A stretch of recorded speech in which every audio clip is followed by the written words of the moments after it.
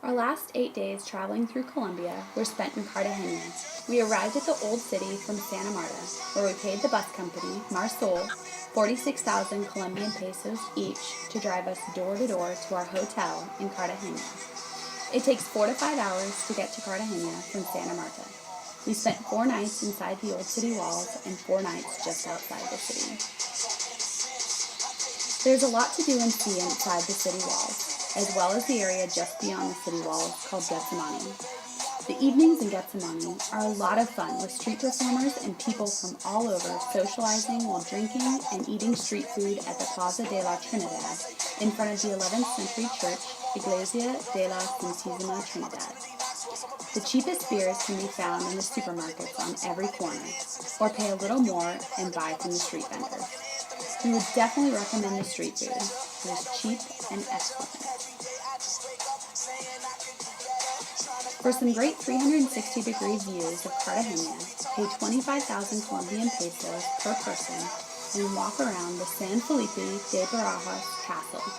The fortress is a 15-minute walk from the old city, and there is a lot to explore at this castle from the 1500s. For 60,000 Colombian pesos each, we booked a tour to the Isla del Rosario. You can book from any number of tour agencies inside the city walls. After you book the tour, the agency operator will walk you to the pier located just outside the city walls. At the pier entrance, you must pay an additional 15,000 Colombian pesos for the park entrance fee. The pier waiting area is super confusing, as we basically waited for a half an hour with hundreds of other tourists until someone called our names.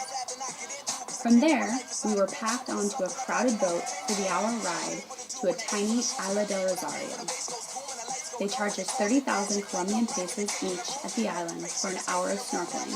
Then we were taken to Playa Blanca for lunch and a couple of hours of beach time. Playa Blanca is extremely crowded, and the water is almost uncomfortably warm. Lunch was included as a part of our tour. Afterwards, we walked down the beach, past all of the guys running chairs in the shade, jet ski rentals, and rides on giant inflatable bananas. We paid 30,000 Colombian pesos for the 30 minutes on a stand-up paddleboard. We were back in Cartagena at 4 p.m., 7 hours after we left.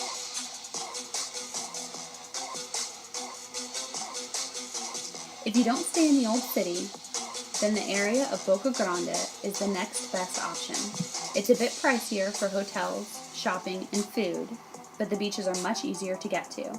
We enjoyed Cartagena, and it was our second favorite spot in Colombia after Medellin. It was hot 24 hours a day, so we recommend that you stay somewhere with a pool.